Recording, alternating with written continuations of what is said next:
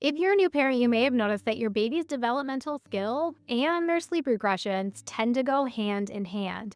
Let's break down some of these skills, how they impact sleep, and what you should do about it. Okay, the first thing we're going to talk about is the physical development. So we're going to lump in all into one category: the rolling, the sitting, the crawling, the standing, the cruising along furniture, the walking, the climbing, all of the physical development. What are we going to do when your child is going through these developmental leaps, learning these big new skills that not only take up a lot of brain power, but a lot of muscle power? How are we going to help our baby get some better sleep, even though we know that it might be impacted by this developmental skill, and what we can do to make sure that our child is set up for success? Number one is probably obvious, but a lot of daytime practicing of those skills. So if your baby is learning how to roll, you need to put them down, let them play on the floor, and let them roll around. I've had clients in the past tell me that they didn't even know that they could put their baby on the floor to play because it just seemed wrong. Like, why would I put my baby on the floor?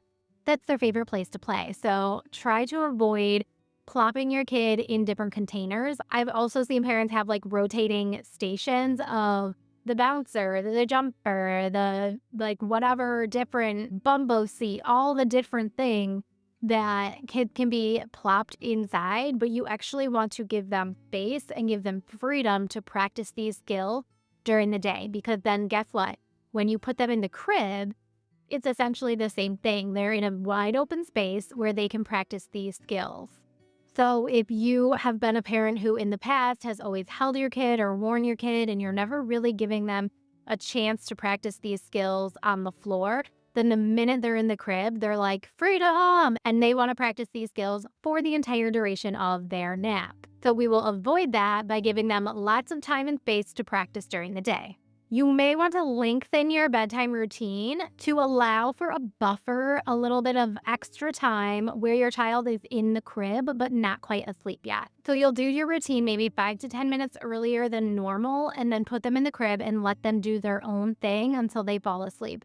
9 times out of 10, they just want to practice this big new skill that they're learning a couple times, get out the rest of their energy, and then they're good to go, fall asleep, and take a good nap. So just adding a little bit of buffer can go a long way. Now, for those of babies who are pulling to stand, you want to make sure that your mattress is lowered as far as it goes. I can't tell you how many parents say, well, they haven't pulled themselves up yet, so I don't think I need to lower the mattress yet. Well, guess what? Just like we talked about, when you put your kid in the crib and it's this big open space to explore, that's going to be the first time that they pull themselves up to stand, because what else are they going to do in the crib? Sleep and play. So if they're going to entertain themselves, because there should be nothing else in the crib except your child and the mattress, they may learn to pull themselves to standing when they are just in the crib by themselves. So make sure that the mattress is lowered before they hit that milestone. Now, you know that I always advocate for having blackout curtains in your child's room, but this is especially for the toddlers, the ones who want to go on adventures and explore and climb. The climbers are the ones who, for sure, need the room to be completely blackout dark, don't want to see your hand in front of your face, because you don't want your kid climbing over the edge of the crib and getting that freedom. Not only that, but this risk-taking behavior, it is developmentally appropriate. However, we want to make sure that we're keeping our kids safe.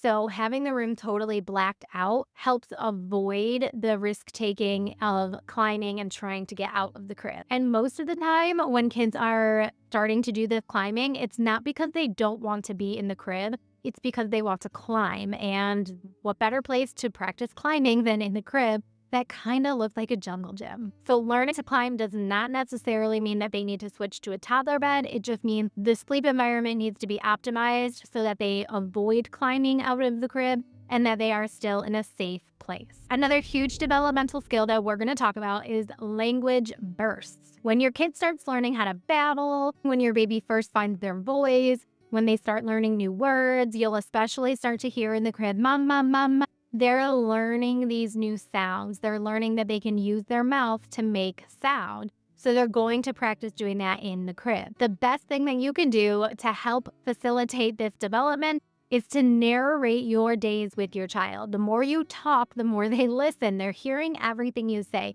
Even if your baby is only 6 months old, starting to make some noises, If they're listening to you speak, they are being exponentially more exposed to language, and their development of language is happening inside their little brain, even if you don't see the changes yet. But when they're making those little babble sounds and you're continuously talking about your days and what you're doing and you're narrating all the things, you are helping your child's language development. When you do hear these babbles, you want to mimic their babble sounds. That helps your baby feel safe and like it is an okay thing to do. Keep making these noises. Let's make them together. I'll mimic you, you mimic me. And you can go back and forth with your baby. Now, as they get older and they're learning new words, you can teach them new words. Can you say car? Car. Can you say bus? Bus. And you learn all these new words together, go outside for a nature walk and point out all the things that you see, and your child can say them and repeat them with you. You would be surprised that anything that you are teaching your child during their wake time and any words that they might be learning, they may start saying those words in the crib before they go to sleep. It's part of the brain's way of processing the new knowledge that they just learned. Now, another thing that you can do to help with the language development is reading board books at bedtime. Simple books with 1 or 2, maybe 3 words per page.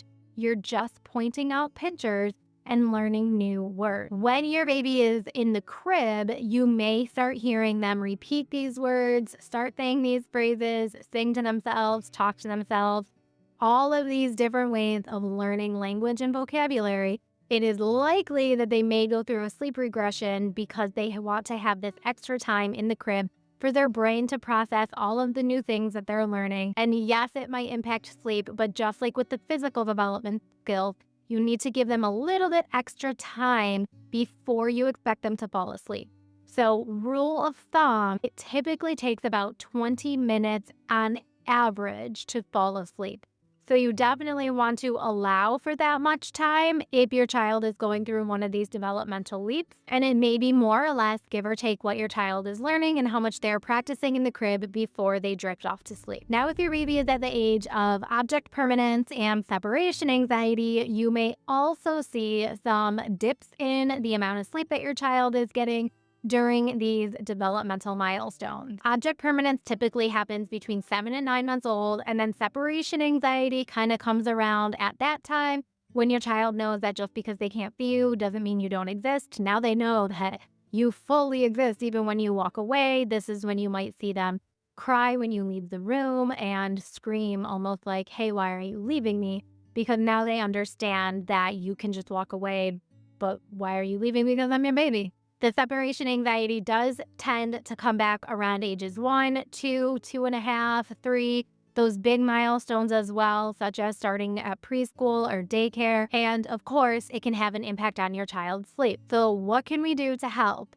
You can have very consistent routines. If you've been around here at Slumber and Bloom for a while, you know that all I ever talk about is consistency and routines. It is the number one key to success in having your child sleep well. When your child knows what to expect and they know what comes next, they are way more at ease and able to drift off into sleep. You also want to make sure that you are having that face-to-face time before your child goes to bed. So if you're reading books, you can put them on your lap and have them face you so that you're looking at the book together instead of having them on their lap facing away from you and you're just holding the book out like this for them to look at the pictures. So you can have them face you so that you're looking at each other and the pictures in the book, and it's more of a conversation than a read-aloud. With younger babies, games like peekaboo are very helpful with learning object permanence, or even that game where there's 3 cups and you have one item under the cups and you move the cups around and then you try to find the item. That helps them develop their object permanence.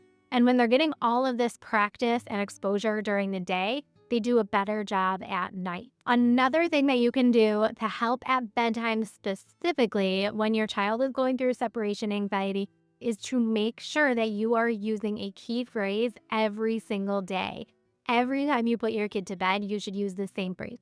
Good night, I love you, I will see you in the morning. You have to make sure that you're communicating to your child that yes, you're going to sleep, yes, I will see you in the morning. And the more you repeat that, the more it's kind of like a broken record, the more your child is going to remember the phrase, start saying it to themselves. I'll see you in the morning. I'll see you in the morning. Good night. Now, all of these things can help when your child is going through these developmental changes, But if your child does not already have independent sleep skills, then it's kind of going to be a dumpster fire of sleep for a while. So my biggest recommendation is to make sure that your child has independent sleep skills.